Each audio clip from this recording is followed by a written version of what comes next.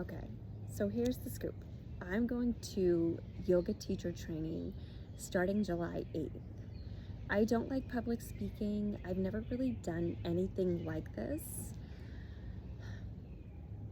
It's not that I don't like public speaking, I can really use some confidence.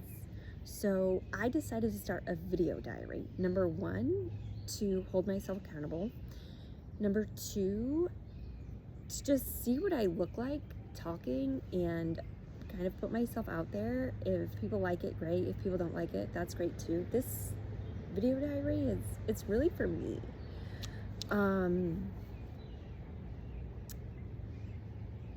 Because it's just so interesting to kind of record and see how you are and see how you're doing.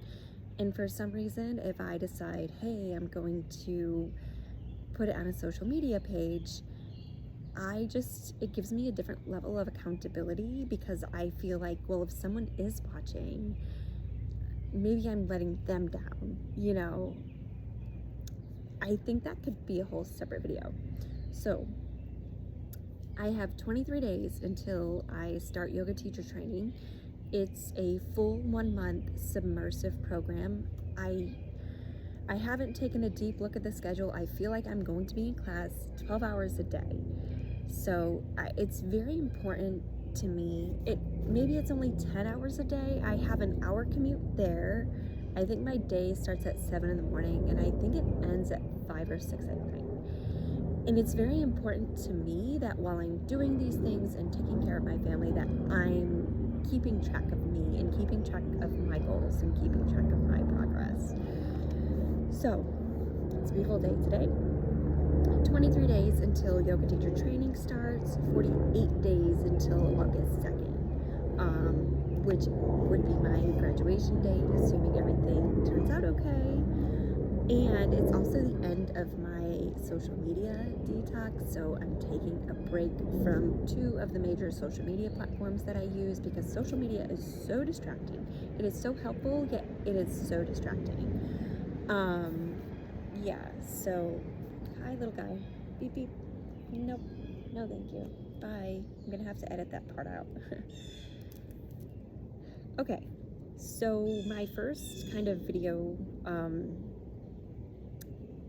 blog or video journal, I decided to talk about, and I had to write it down so I stay on topic, 5 things I've been doing during this transitional phase of my life. Number 1 is practicing yoga. And when I say practicing yoga, to me, it now means I'm practicing yoga on and off of the mat. It's how I'm living my life. It's how I'm redefining my values in a positive way. And I'm also literally, physically practicing yoga asana. I have gained so much flexibility and so much strength since I've really started deepening my practice, and it's very exciting to see how gaining flexibility and strength and focus and non-judgment and self-compassion has been unfolding in my personal life as well. So I have been practicing yoga, number 1. Number 2, I have been organizing and cleaning and tracking the time spent doing this. It is so amazing to me the amount of time that I actually spend organizing, cleaning, taking care of the household, cooking, going grocery shopping. And it's given me this new level of self-awareness. I mean, there were literally a couple of days, and I stopped doing it because it honestly got a little demotivating. There were a couple of days I tracked each hour, how I spent it. Am I taking care of the dogs? Am I cooking something? Am I cleaning something? And the amount of time that I give to my family and I give to my house is quite astronomical. I think if I told you the figures, you wouldn't believe me. But when you really track it and you're really focused on doing it, for me, it just gave me, it's not about statistics, it just gave me this way of saying, wow, I spend a lot of time doing these things, and I need to just not be so hard on myself. So number 1 was practicing yoga. Number 2 was organizing and cleaning and tracking the time I actually spend doing this. Number 3 is taking care of my pets. So we are very fortunate to have older pets, and we rescue them, so sometimes they come with this emotional baggage, or they just have special needs. So we now have 2 half-blind dogs. One of our dogs is missing an eye, and the other dog just went blind in her other eye. So it's been very interesting. They do wake us up in the middle of the night, and we have a young cat thrown in this mix, so there's never a dull moment in our household, and it's great. I mean, it really is a blessing. It's a pain in the neck, yes, and when I look at it not selfishly, it's such a blessing. I've been cooking, creating, and refining recipes. This is something that has desperately needed to be done. When I was working full time, it was like we were constantly eating out. You know, there's so much sodium in that food. I had some like stomach issues going on, health issues. That would be a whole separate video. And please, if you guys are ever interested in me blabbing about these things, I will gladly make the videos. Right now, it's a diary. It's whatever comes to mind. So it's really been great to just have time to cook and have time to enjoy cooking and have time for simple things. Like I didn't grab a packet of taco seasoning, and I learned how to make taco seasoning. Like how to make taco seasoning with spices that I already have. And you just save so much sodium and preservatives, and it tastes so much better. And I just have had the time and, you know, the wherewithal to kind of do these things, not just, you know, come home, I'm exhausted, you know, I'm putting in hours cleaning the house, taking care of the pets, and now I have to make dinner, and there's not a taco seasoning packet, and I'm just gonna DoorDash it or Uber it or any of those other delivery services. Like now I actually cook for my family, and it's lovely, and it's amazing, and it's awesome.